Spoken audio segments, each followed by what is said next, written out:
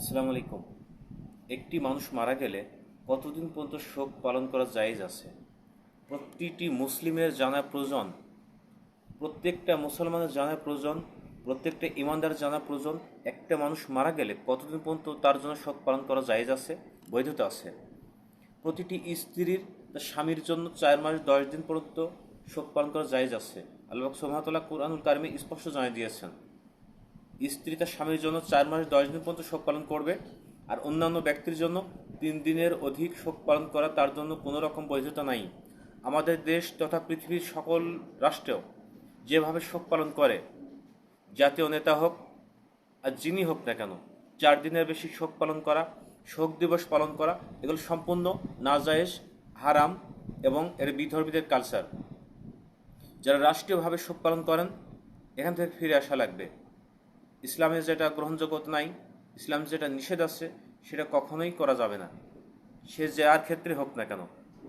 নবী সাল্লাল্লাহু আলাইহি ওয়াসাল্লামের ওফাতের পরে, ইন্তেকালের পরে সাহাবে একরাম, সাহাবীরা নবী সাল্লাল্লাহু আলাইহি ওয়াসাল্লামকে প্রতি বছর কয়দিন শোক পালন করছেন? আপনার একটু প্রমাণ দিতে পারবেন কেউ?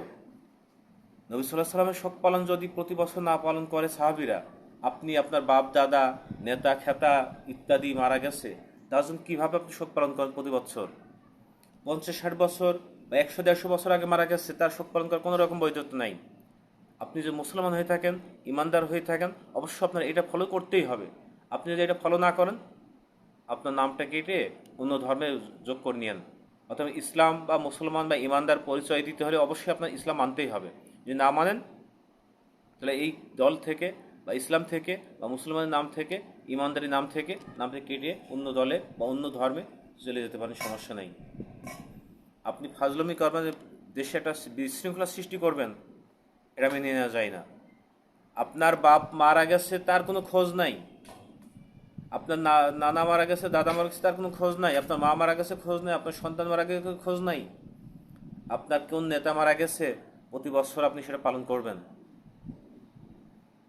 সেটা আপনি করেন, সমস্যা নাই, কিন্তু দেশে বিশৃঙ্খলা করতে পারবেন না।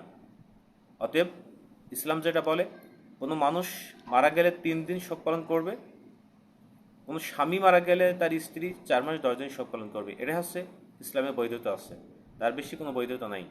অতএব এই কথা শুধু আমি বলি নাই, কোরআন এবং সুন্নাহ থেকে কথাগুলো বলেছি, আপনারা পড়বেন, ইনশাআল্লাহ জানতে পারবেন এবং সেটাই মানবেন। ওকে, আসসালামু আলাইকুম।